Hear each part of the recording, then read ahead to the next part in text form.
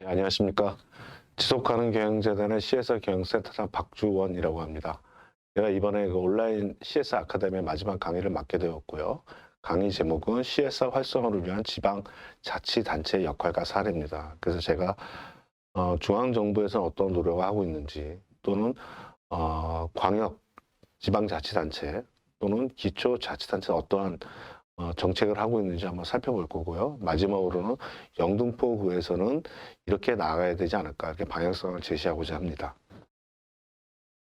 먼저 사회책임의 대상과 범위에서 좀 간단히 말씀드리겠습니다. 1강, 2강, 3강, 4강을 통해서 내용을 들으셨겠지만, 사회책임을 하더라도 똑같이 정부에서 하느냐, 공공기관에서 하느냐, 민간기업에서 하느냐, 이거에 따라서 주체들이 기본적으로 틀리고요. 다음에 사회책임을 실현하는 수단들이 좀 틀립니다. 예를 들자면 정부 같은 경우는 행정을 통해 사회책임을 당연히 실현할 것이고, 공공기관은 행정도 해야 되지만 기업체적인 특성을 갖고 있기 때문에 경영 두 가지를 다 해야 될 것이고, 민간 기업은 생산과 서비스, 제품 서비스 제공 과정에서 실현을 시키고, 또 소비자들 같은 경우는 또 소비를 할 것이고, 투자자들은 사회 책임을 잘하는 곳에 투자하는 투자 행위들을 통해서 사회 책임을 실현하게 되는, 이렇게 수단이 주체에 따라서 좀 다양한데요. 근데 공통적인 것은 나로 인한 어떤 행위로 인해서, 즉 해당 조직의 의사결정과 경영활동, 행정활동, 투자활동, 소비활동으로 인해서 이런 부정적인 영향을 줄이고자 하는 것은 공통적으로 다 똑같다, 이렇게 좀 이해하실 것 같습니다. 그래서 아무래도 이제 영등포 구청에서 기획하고 영등포 구에서 활성화하는 부분이기 때문에 우리는 정부 쪽에서 어떻게 하고 있는지 그 내용들을 좀 잘 봐야 될 필요성이 좀 있을 것 같습니다. 그래서 아울러서 좀 설명을 드리면, 이렇게 주체마다 사회 책임이 하는 이제 주체들이 다 다른데 범위도 좀 다양합니다. 정부는 당연히 우리 대한민국 국민 전체를 대상으로 해야 되겠지만, 공공기관은 정부에 의해서 특수한 목적을 실현하기 위해서 만들어진 특수한 목적 법인입니다. 그러니까 정부의 역할 플러스 기업체 역할을 같이 해서 정부와 자기네들 경영활동, 공기업 활동들을 통해서 해당되는 이해관계자들의 다 책임을 져야 되는 특수한 이중적 포지션을 갖고 있고요. 민간 기업들은 아까도 말씀드렸지만 생산과 소비 과정에서 자신들이 영향을 미치는 소비자라든가 협력업체라든가 환경 투자자, 이런 영향권 내 이해관계자들을 대상으로 한다는 부분이 좀 다르겠습니다. 하지만 아까 안청 소장님께서 캐롤의 피라미드 모형을 말씀을 드렸었죠. 그래서 이러한 똑같이 경제적, 법적, 윤리적, 자선적 책임을 그 이해관계자를 대상으로 실현하는 것이 바로 이제 사회 책임이 되겠다, 이렇게 좀 이해하시면 되겠습니다. 그러면 해외 국가에서는 실제로 어떻게 하고 있는지 한번 간단히 살펴보도록 하겠습니다. 유럽은 2014년 10월 달에요, 500명 이상의 기업에 대해서는 비재무 보고서 발간을 의무화했습니다. 그 비재무 보고서가 익숙치 않으실 것 같은데, 보통 재무 보고서는 기업이 얼마를 투자해 수익을 얼마를 내고 그 내용들을 어떻게 분배해야 된다는 내용의 보고서입니다. 그래서 다 보통 회계적으로 생각하시면 될 것 같습니다. 그래서 이런 보고서들을 제3의 별도의 감사법인에서 다 회계법인에서 감사를 받죠. 근데 이렇게 돈 버는 행위 이외에 나머지 다양한 이슈들, 윤리적인 이슈, 환경적인 이슈, 예를 들자면 임직원들의 고용 현황이 어떤지, 그다음에 환경적인 부분에서 유해화학물질을 혹시 발생시켰는지 안 건지, 전기 사용量얼마인지, 이러한 비재무적인 활동을 담은 내용들을 비재무 보고서로 할 수 있는데요. 500명 이상 기업들은 무조건 발간을 의무화시켰다는 것이죠. 또 두 번째로, 잘 아시겠지만 유럽연합은 각국의 연합체적인 성격이지 이게 통일제 하나의 국가 단위는 아닙니다. 그러다 보니까 각국의 경제적인 사회문화적인 특성들이 다 다르죠. 그래서 EU에서는 여기 보시면 CSR MPP라고 해서 EU 전체적인 범용으로 CSR 국가 계획을 수립할 수 있는 범용 가이드라인을 만들어서 회원사에게 배포했습니다. 그래서 예를 들면 영국이면 영국, 프랑스면 프랑스, 네덜란드 자기네들의 경제사회 문화 특성에 맞게 CSR 국가 계획을 수립을 해서 다 진행을 하고 있습니다. 또 여기에 특별히 중소기업의 가이드라인이 있는데요. 유럽도 마찬가지로 중소기업 비율이 굉장히 큽니다. 그래서 이 내용 속에서 어떻게 확산시킬지 하는 내용들을 하고 있고, 미국은 그전에는 기업들의 자발성을 강조를 했습니다. 그래서 기업들이 윤리강령 같은 걸 제정을 하게 되면 그 윤리강령 제정한 기업에 인센티브를 주는 형태이지요.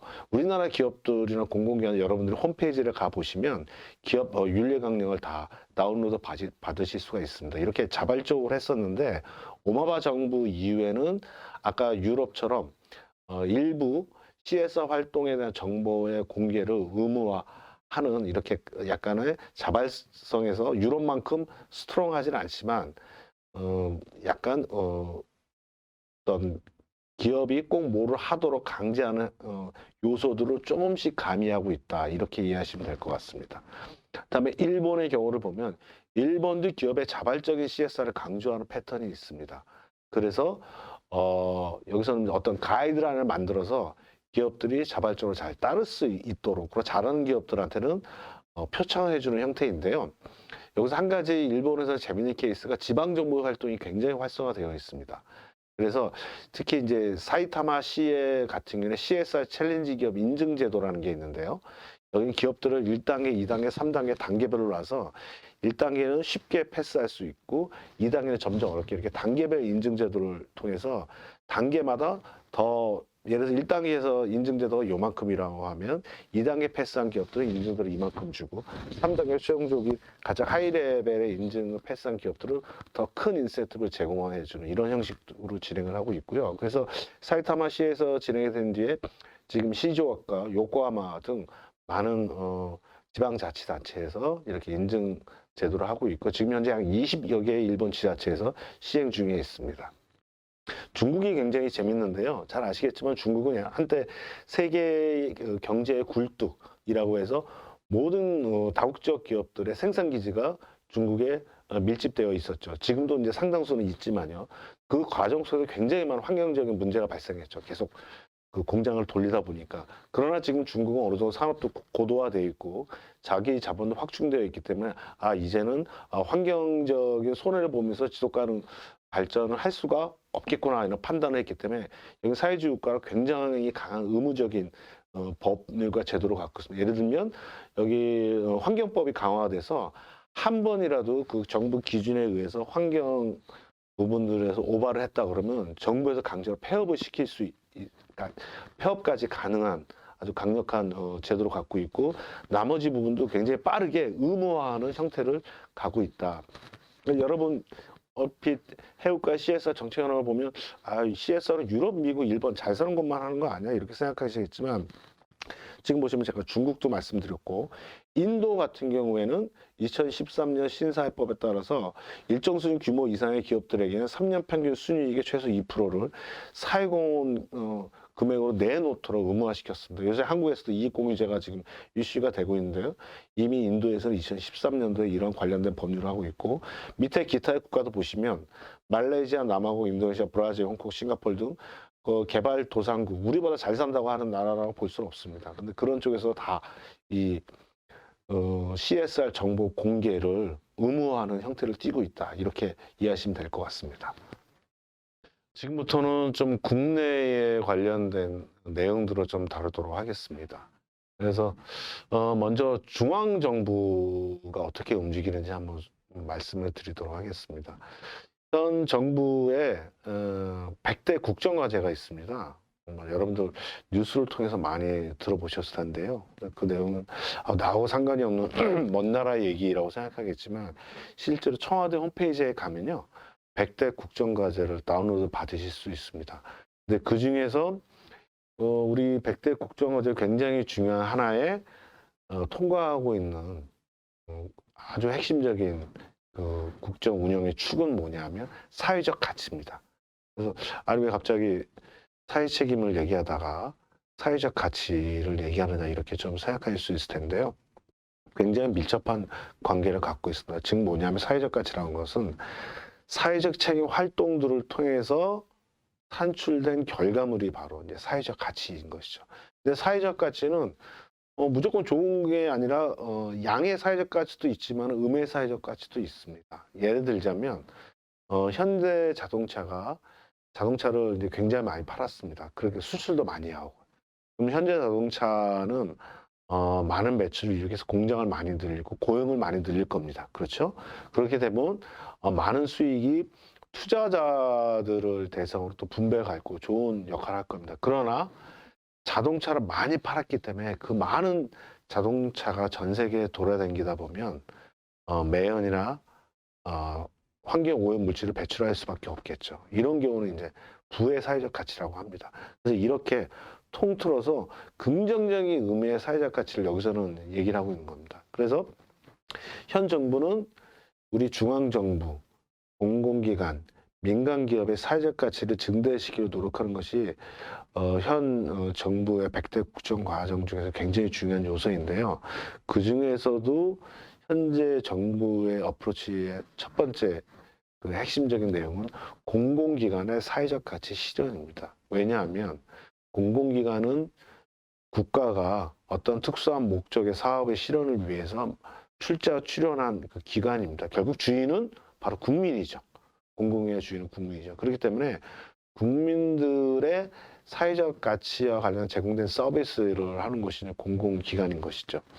그렇기 때문에 공공기관의 사회적 가치 실현하는 기본법이 이미 2014년도부터 계속 발의가 됐는데 국회 벽을 넘지 못했습니다.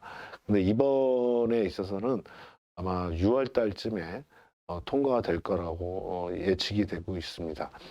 기본적인 한번 내용을 보도록 하겠습니다. 그래서 여기 공공기관의 사회적 가치 실현하는 기본법에는요, 사회적 가치가 과연 뭐냐, 이렇게 13가지 가치로 정해 놨습니다. 표를 보시면 인간의 존엄성을 유지하는 기본 권리로서의 인권보호, 그다음에 두 번째로 안전한 근로 생활 환경의 유지, 그다음에 세 번째 보건 복지의 제공, 네 번째 노동권 보장 및 근로 조건, 다섯 번째 사회적 약자에 대한 기회 제공과 사회 통합, 다음 대기업 중소기업의 상생 협력, 그 다음은 양질의 일자리 창출, 그다음에 지역사회 활성화 공동체 복원, 경제활동을 통한 이익이 지역에 순환되는 지역경제 공헌, 그다음에 윤리적인 생산과 유통, 환경의 지속가능성 보전, 시민적 권리로서의 민족 의사결정 참여와 실현, 그 밖에 공동체의 이익 실현과 공공성 강화, 이렇게 13가지로 되어 있는데요. 오늘 그 안치홍 소장님의 일강에서 ISO 26000에 대한 내용을 들으셨을 텐데, ISO 26000에 있어서의 7대 CSR 핵심 이슈가 있었습니다. 이렇게 한번 비교해 보면 CSR 이슈가 사회적 13가치가 다 연동이 됩니다. 7대 주제하고 다 연동이 된다는 것이죠. 결국은 제목은 사회적 가치 실현하는 기본법이기 때문에 마치 사회적 책임과 상관이 없는 것처럼 이렇게 인식이 될 수 있으나 그렇지 않다는 내용이고요. 예, 그 다음은 이제 중소기업에 관련된 법률을 좀 보도록 하겠습니다. 이미 기존에 중소기업 진흥에 관한 법률이 있는데 이 법률이 2012년도 12월 달에 개정이 됐습니다. 핵심적인 내용은 뭐냐면 제62조가 새롭게 만들어졌는데요. 중소기업의 사회적 책임 경영 관련된 조항이 바로 62조고 그 중에서 핵심 내용이 8절이 되겠습니다. 한번 좀 보시면 제62조의 7을 보면 사회적 책임 경영의 지원이라고 관련 내용이 있습니다. 여기서는 중소기업은 CSR 활동을 하도록 노력하여야 한다 이렇게 되어 있고, 국가와 지방자치단체는 이러한 중소기업의 CSR 활동을 위한 지원을 할 수 있다 이렇게 되어 있습니다. 근데 보시다 보면 노력하여야 한다? 노력해야만 된다 하고 해야 되는 거 아니야? 이렇게 생각할 수 있습니다. 근데 법률적인 조항이 굉장히 재밌는 부분인데요. 해야만 한다 그러면 중소기업이 해야만 하는 내용들이 또 부가적인 의무적인 내용들이 다 또 명시가 되어 있야만 하고, 마찬가지로 국가 지방자치단체도 뭔가 해야 되는 내용들이 다 명기가 돼야 되는 부분들이고, 그러나 이제 이렇게 해야 한다면 굉장히 마진을 높일 수가 있는 부분들이. 그다음에 제62조의 8항을 보면 이게 가장 핵심적인 내용인데, 정부에서 중소기업 육성 기본 계획을 수립을 해야 되는 겁니다. 그래서 여기 보시면 1항에 중소기업 청장이라고 되어 있는데 이게 이제 현재는 이제 중소벤처기업부가 되겠죠. 중소벤처기업부 장관은 이 중소기업의 CSR 활동을 육성하고 체계적으로 지원하기 위해서 5년마다 사회책임 경영 중소기업 육성 기본계획을 만들어야만 됩니다. 여기 뭐 시행하여야 한다라고 되어 있지 않습니까? 만들고 육성 기본계획을 만들고 뭔가 육성하기 위한 액션을 취해야 되는 것이죠. 즉 정책을 펼쳐야 된다는 부분입니다. 근데 이것이 산업발전법 19조에 보면 지속가능 경영 종합 시책이 있거든요. 이것은 정부의 전체적인 시책을 만들려는 내용인데 그 속에서 중소기업의 기본계획을 포함시켜서 수립 시행할 수 있다라고 되어 있습니다. 제가 아마 요 슬라이드 뒤에 실제로 요 조항이 신설되고 2016년도에 정부에서 처음으로 중소기업 CSR 육성 기본계획을 만들었습니다. 그 내용을 자세하게 설명드리도록 하겠습니다. 그리고 기본적으로 이 기본계획에는 다음의 내용들이 포함되어 있어야 됩니다. 첫째로는 기본 방향 목표가 있어야 되고요. 두 번째로 활성화를 어떻게 할 것인가, 활성화에 관련된 내용들. 세 번째로 중소기업의 CSR 지원을 어떻게 할 것이냐. 네 번째, 정기적으로 CSR 실태 조사를 해야 되는 부분들. 그 밖의 내용들이 있고요. 그 다음에 이 5년마다 기본계획을 만든다고 했지 않습니까? 그러면 연도별로 시행계획 어떻게 수립할, 연도별 세부 계획이 또 따라야 됩니다.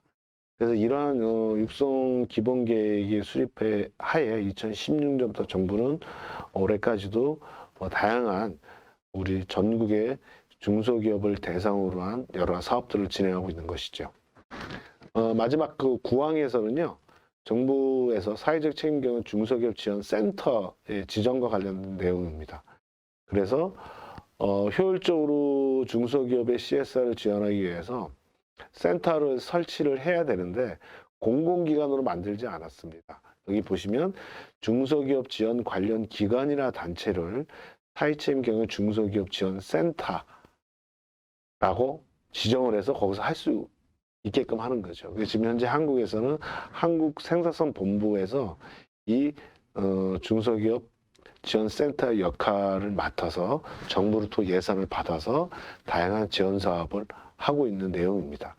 그 내용에서는 세부적으로 중소기업의 사회적 책임 경영을 어떻게 할 것이냐, 지침, 가이드라인 같은 경영과 관련된 가이드라인을 포함하고 그다음에 인력의 양성하는 내용들이 사업에 그 센터 사업에 포함되어 있습니다.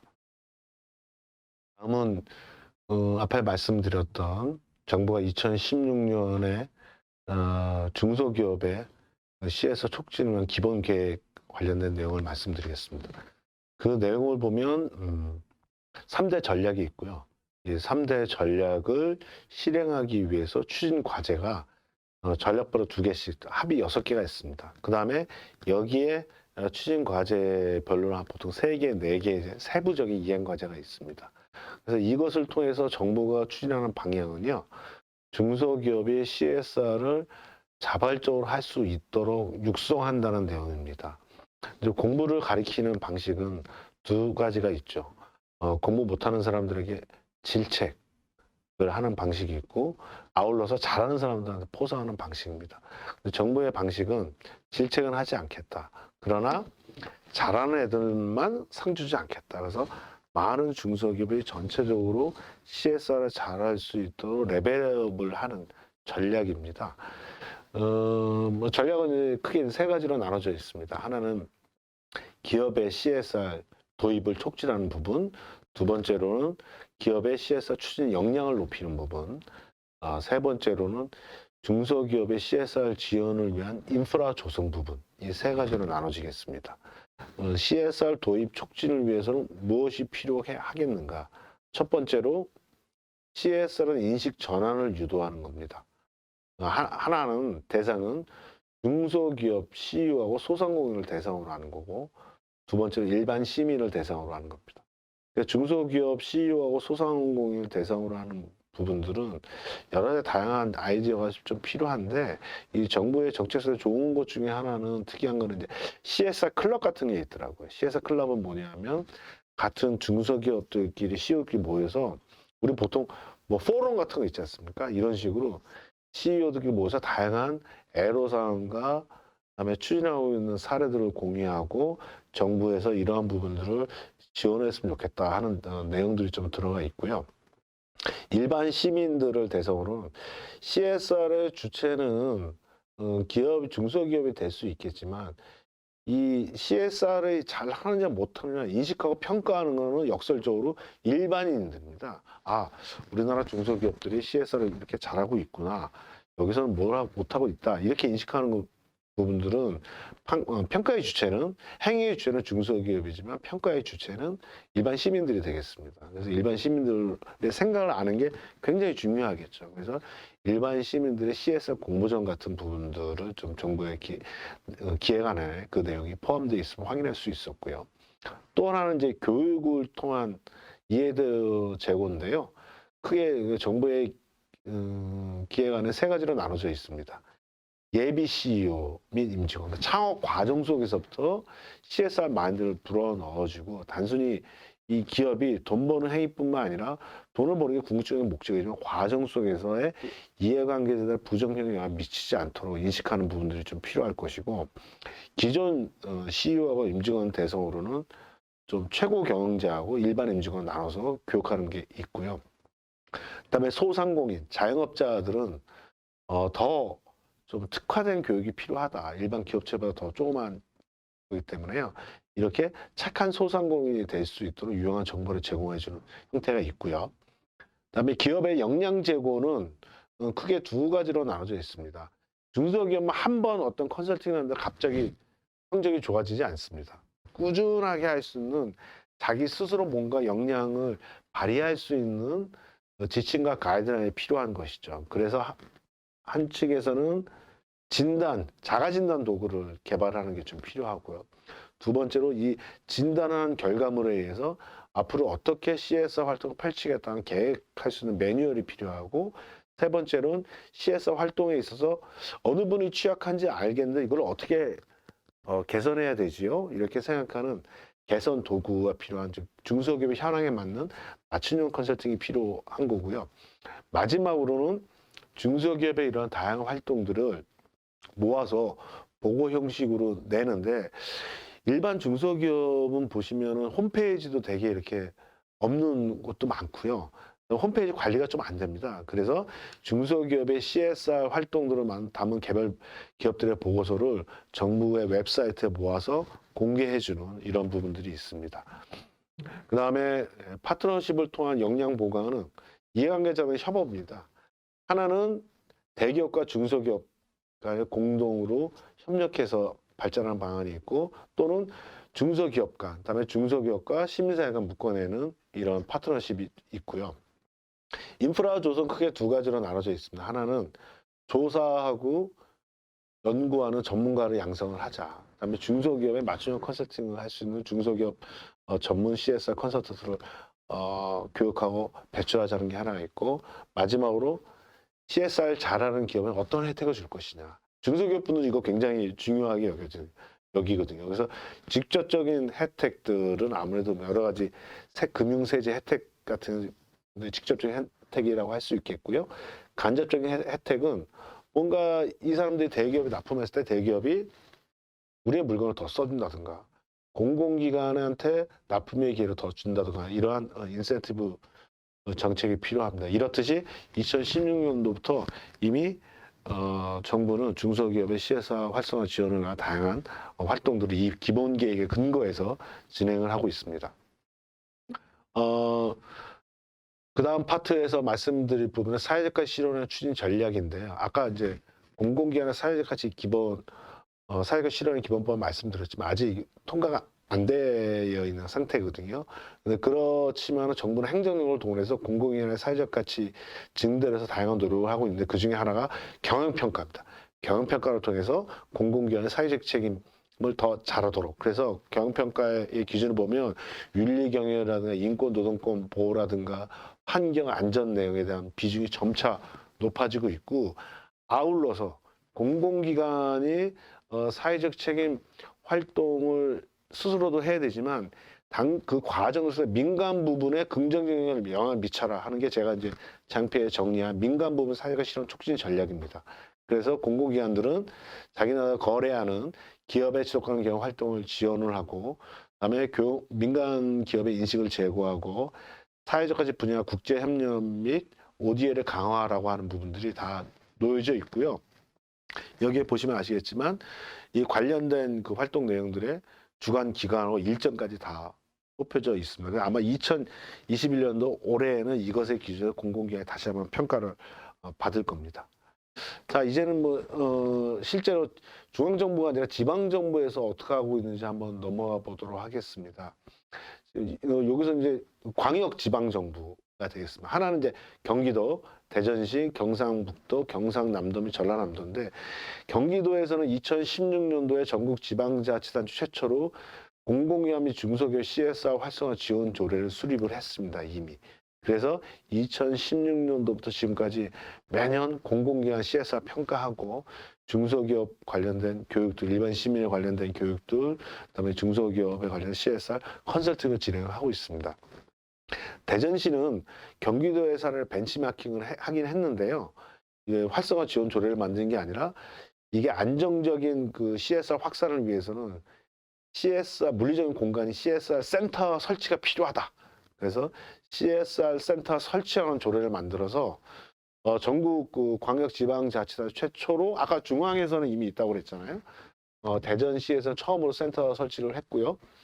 시장의 옆에 그것도 마찬가지 최초죠. 그 CSR 특별 보좌관을 임명을 해서 자문을 받았던 경험이 있습니다.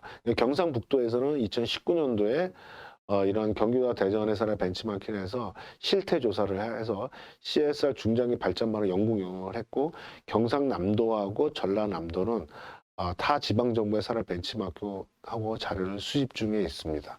마찬가지로 이 경기도의 공공기업의 중소기업 CSR 활성 지원조례의 주요 내용도 간단히 말씀드렸지만, 여기도 경기도 의회에 들어가셔서 검색을 하시나 다운로드하면 약 한 3페이지, 4페이지 전문을 확인을 할 수가 있겠습니다. 자, 이거는 이제 전국 광역 수준에서의 광역지방자치단체 CSR 관련된 전략을 받고, 요 세부적으로 이슈별로 제가 한번 국가의 그 법령 그 사이트에 들어가서 한번 키워드 검색을 해봤더니, 사회적 가치에 대해서는 한 10군데의 지방자치단체가 조례가 있더라고요. 근데 조금 아쉬운 부분들은 이 공공조달의 사회적 가치 증대를 위한 내용들이 주로 있는데, 이 중소기업의 CSR을 잘 평가를 해서 잘하는 곳에 인센티브 주는 형태가 아니라, 아직까지도 여성기업, 장애인, 마을기업 이런 쪽에 정부의 라벨링을 받은 곳에 물품을 사도록 조금 더 제한화되어 있다. 그래서 앞으로 조금 더 이것이 적극적인 CSR 모든 모든 중소기업 소상공인들의 물품 구매 용역으로 확산시킬 필요가 있다는 생각이 좀 듭니다. 그다음에 두 번째로는 이제 사회공헌을 한번 키워드 검색을 해봤습니다. 그랬더니 한 14군데에서 조례가 발견이 됐는데요. 이것도 제가 조례를 하나하나 들어가 봤더니 이 기업체의 사회공헌을 활성화하는 내용들보다는 일반 시민들의 사회봉사를 어떻게 활성화하는 이런 쪽에서 포커싱이 만들어져 있습니다. 그래서 앞으로는 이런 쪽으로 지방정부의 조례 내용들이 좀 심도 있게 바뀔 필요가 있지 않는가 이런 생각이 좀 들고요. 자, 그러면 앞에서 제가 이제 쭉 해외 사례, 우리 한국의 중앙정부, 지방정부 이런 내용들을 쭉 말씀드렸던 이유는 바로, 그럼 우리는 이러한 내용들을 통해서 우리 영등포을 무엇을 배우고 개선시켜 나갈 것인가를 도출하기 위해서였습니다. 자, 첫 번째, 기존에 좀 전에도 이제 그 조례를 봤습니다만, 현재 지방정부가 하고 있는 조례들의 내용이 사회공헌, 사회적 가치, 공공조달, 사회적 경제 지원 이런 부분이 다 파편적으로 분리되어 있다. 이것을 하나로 묶어낼 수 있는 종합적인 CSR 정책이 필요하고 종합적인 조례가 필요하다. 이렇게 좀 말씀을 드리고 싶고요.